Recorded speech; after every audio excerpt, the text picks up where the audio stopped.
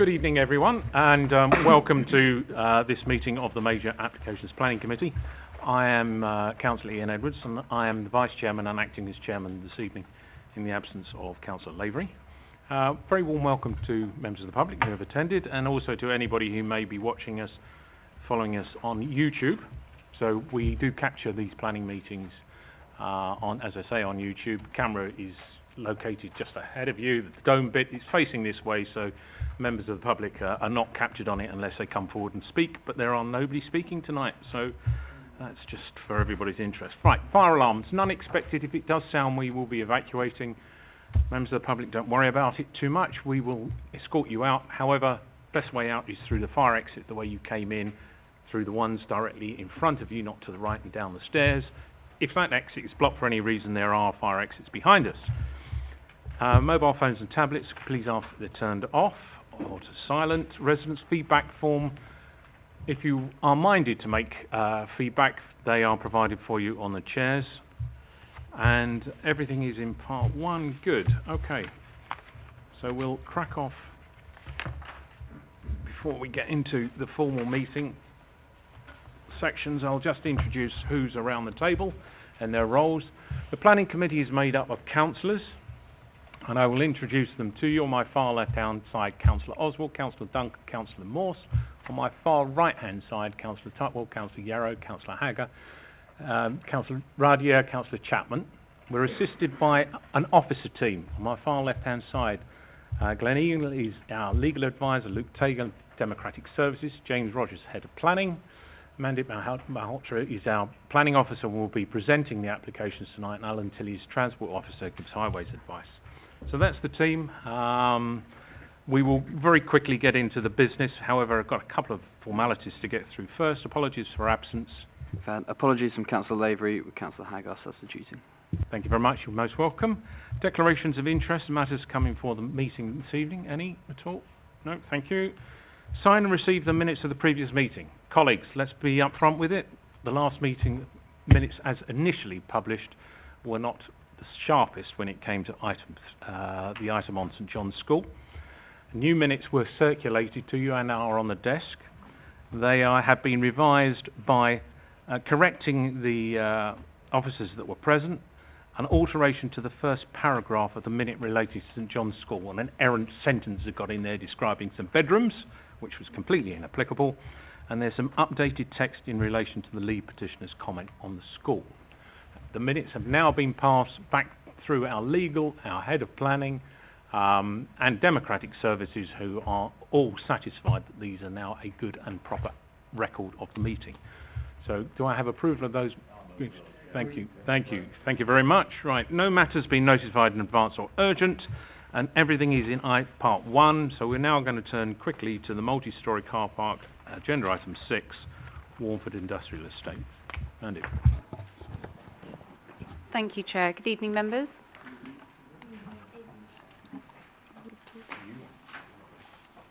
Sorry about that.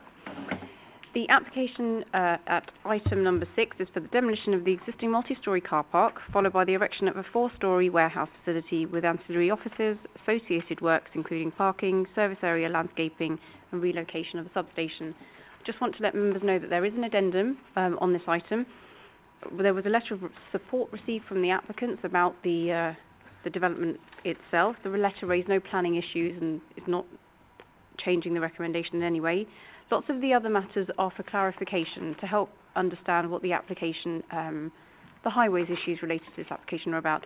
You'll see the first page of the addendum refers to the existing use of the facility that's highlighted that I'm just pointing to here. Sorry, but so it is, if I take you through, it's used as a storage facility on the ground floor, and then although we refer to it as a multi-storey car park, it actually just has one level of car parking above that multi-storey. So it's actually only a single-storey, 1.5-storey building. We'll get to the plans. So the application site is within an industrial business area. It is also, you may have noticed from there is a blue and red line plan, here we go, that the applicants own the land to the west, as well as own this, what we're referring to as a multi-storey car park. we go through the application. So we're proposing the demolition of the 1.5-storey building over here, and it would result in, and we're proposing the erection of a 4-storey building. Now, 4 stories does seem quite significant, but it is encouraged nationally, regionally, that industrial areas should be going upwards to avoid them consistently going outwards. So this is probably quite a new and revolutionary piece of warehousing that's being proposed, simply because we are proposing 4 stories on quite a small footprint, but it is encouraged because we appreciate that land is at a premium. So the existing warehouses on the left have car parking that serves their own needs around the perimeter of their site and in the yard. Sorry to members, can't see that. So that the area in blue we have assessed and are aware that it meets policy requirements in terms of its parking standards. As part of this planning application for the actual warehouse we're considering, it was initially proposed to have circa 3,000 square metres of B8 warehouse floor space with only, I think, approximately 11 car parking spaces, which was below policy standards. So the applicants have actually amended their proposals to provide stackers. So we're now at a position where the employment generating floor space is delivering car parking which is in accordance with our, generally in accordance with our parking standards. We've got a ground floor plan of the existing layout, so quite simply that was the storage area that I referred to. And then if you look at the existing elevations, you'll see that there is a ramp that leads up to the car park here. So that's the ramp here to the car parking at first floor level. The proposal would see a loading bay here, a parking layout of a double stacker system excluding the 2 disabled bay. All other bays would be double stackers to allow for sufficient car parking to serve the unit. So what we wanted to ensure when negotiating this application were that if this land parcel were ever sold or leased to another company, that it could operate in its own right, and we consider that it does based on the policy requirements. We also sought to push the building back quite far off the front elevation. The existing building line is quite far forward, but the remaining industrial areas in the vicinity of Clayton Road are set back quite significantly. So we have tried to mitigate the impact of having the additional height this far forward. So we have storage on the first floor, second floor is storage, at third floor level we have offices. We've also sought to recess the top floor level to minimise its impact from the street level. This is an elevational drawing, and you can see in the section the setback that's proposed at the upper floor, and then the loading bay in this image here. That's the roof plan, and this is the cladding system that's proposed. If I take you through, this is an image of the existing warehousing on the site. This is the front entrance, so these are the existing warehouses, and this is the application site here. Front elevation of the application site. So this is Clayton Road, so this is the frontage of the building, so it is a fairly minimal building, but as part of the proposals it will step back from the frontage just along here. And this is an existing warehouse also within the IBA. More photos of the front elevation, and then you can just about see the ramp up to the car park. The application has been considered. The site location is within an industrial business area. It's an application that we support and have granted approval for. Recommended for approval. Thank you. Thank you. Colleagues, I'll just draw your attention to the addendum. There's some explanation about the parking that Mandeep has set out for us. Some clarity on the staffing levels that are going to be there. Evidence that swept path analysis has been done for the lorries. Some tidying of the conditions with regard to cycles and the electrical charging points, and the removal of the green wall, which is sneaked in somehow. Okay, colleagues, somebody help me take this on. Councillor Oswald. Thank you very much, Chairman. Yeah, it is what it is, isn't it? That's quite a congested industrial area. So going up, to me, would make sense, because I don't think they'd be able to go out anyway, because what I've just said, it's congested. So it makes sense to me. I don't see anything that would make me want to try and refuse it, Chairman, so I think that I would approve it and I move the officer's recommendations. Grateful to you. Councillor Duncan first. No, could I just ask a question? The red line boundary shows part of Clayton Road.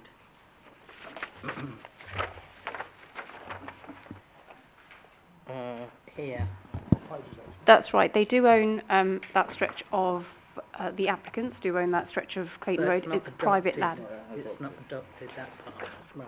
Okay. But they're not proposing any change to that because that would affect access too. Yeah. Thank you. Thank you. Councillor Yarrow.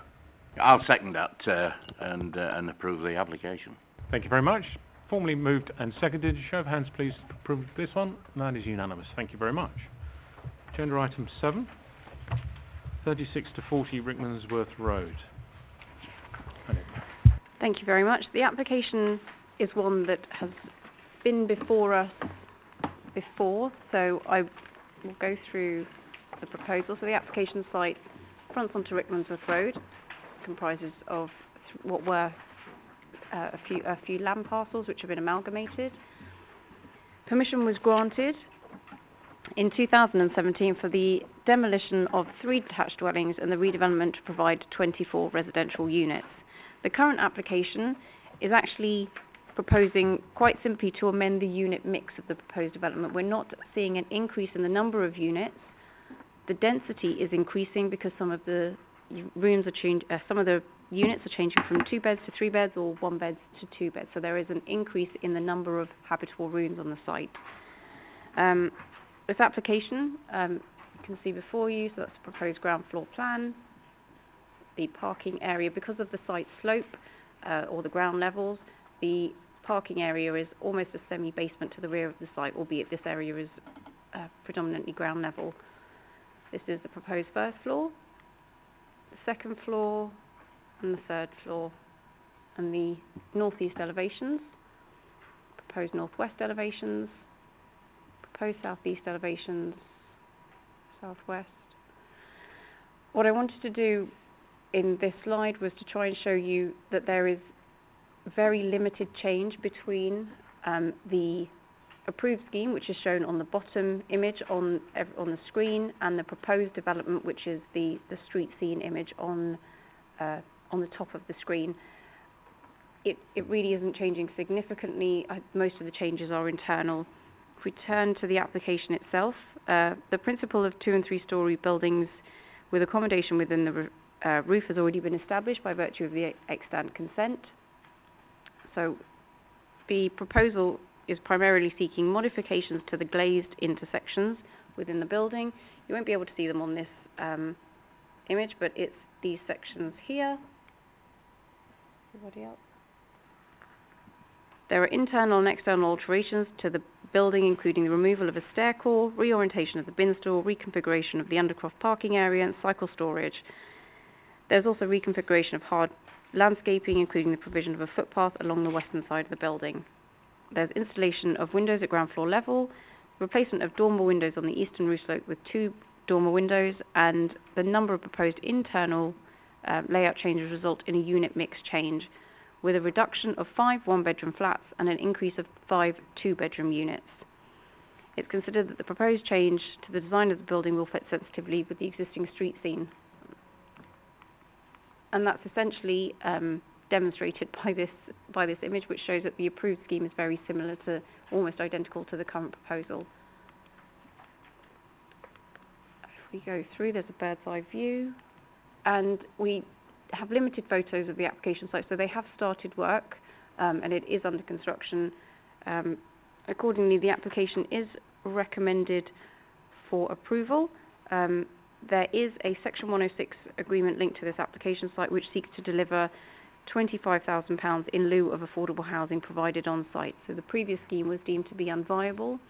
The marginal increase in density has resulted in our Section 106 officer negotiating an in lieu contribution for lack of provision.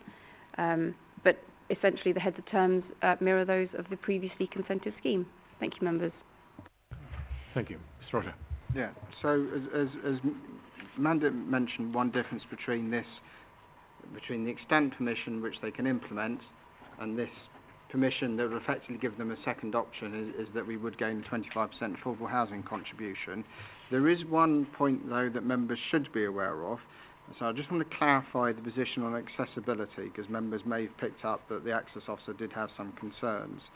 So the applicant has addressed through revised plans the M43 units, so the requirement is 3 units that are fully wheelchair accessible. That's the M43 requirement. So that's been met via revised plans.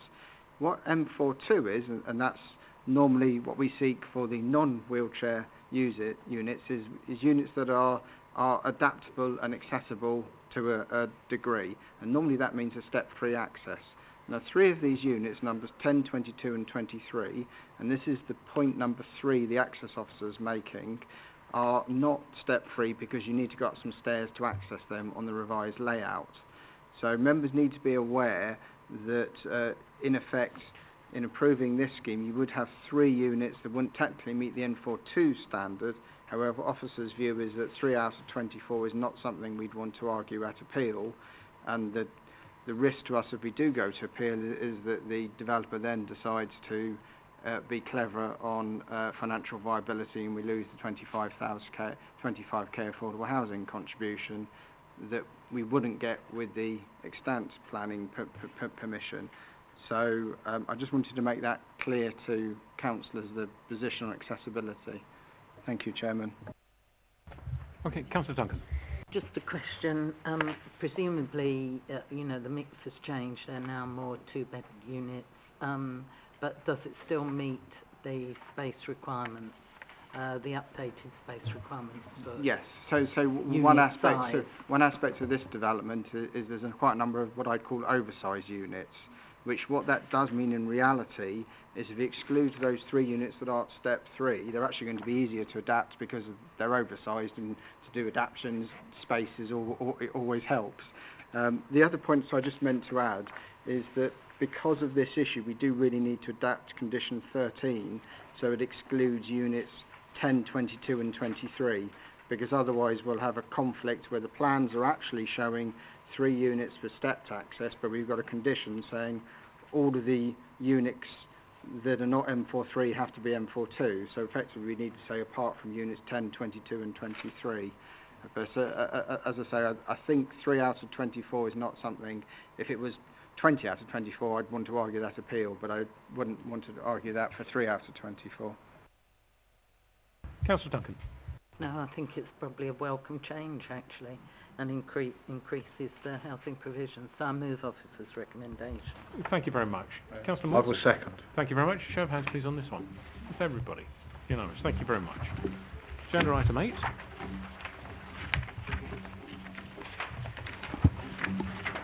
The former British Legion Station Road, West Drayton. Former British Legion Station Road, West Drayton. Thank you, Chair. This is an application which seeks a variation of the approved plans at the application site, so known as it's an application site that's actually been erected and is occupied. If I take you through the plans, this is the site location, so it was predominantly surrounded by residential on 3 sides. The site constraints for the local area, and this is the site plan of the application as it was as it's currently laid out. The development is split into 2 blocks, one to the rear and one along the front with a central courtyard of parking, but uniquely each have their own private amenity area. The application was approved with ground, first and second floor housing accommodation.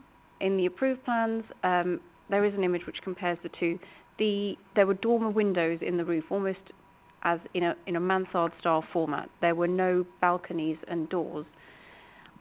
During the course of construction, there was that change made to provide balcony doors, and then a balustrade was erected around the site. It has been proposed once the non-compliance has come to light. We've requested this application, and the application has come before us. So they are seeking to retain the balustrading, but they're going to prevent access onto the balcony to prevent issues of overlooking. So effectively, it's a dead space. Each application site, so each house, has its own private rear garden, and therefore there is no need to have extra amenity space on what is effectively the front elevation of the building, overlooking the central car park area. So in order to prevent access onto the what would otherwise be a balcony, there is a Juliet guardrail proposed, and the doors would be retained. So this section shows the current proposals, and this is primarily to minimise the impact on the local residents. I will run through that. This is just a comparison of the approved and the proposed plans. As you can see here, there were dormer windows proposed at this level, but under construction, I honestly can't tell you why, but doors were inserted at roof level. I'll be honest here. Now the application, we're conscious that because of the number of residents and the number of homes and back gardens that the application site looks onto, there is the potential for overlooking noise issues, and therefore the recommendation when the issue was brought to the planning team was that it was retained as a non-usable space because each property had its own back garden, which is unique for new developments. Accordingly, the changes are deemed to be acceptable, and the development is recommended for, the proposals are recommended for approval. Thank you. Thank you very much. Colleagues, the condition 5 is strong in there that it does prevent that use and therefore protects amenity. Otherwise, the change is minor. Councillor Duncan. Well, I think we welcome this because there are actual houses with gardens which seem to have become rare, certainly in the south of the borough. And I think that safeguards have been put in place to secure privacy for other residents in the area. So I think it's an improvement then in that case. I would move officer's recommendation. I'm grateful to you. Yeah, I'll second that, Sir Chairman. Thank you very much, Councillor. Show of hands, please, on that one. That is unanimous again. And that concludes the meeting this evening. Thank you very much. May see some of you again at 7.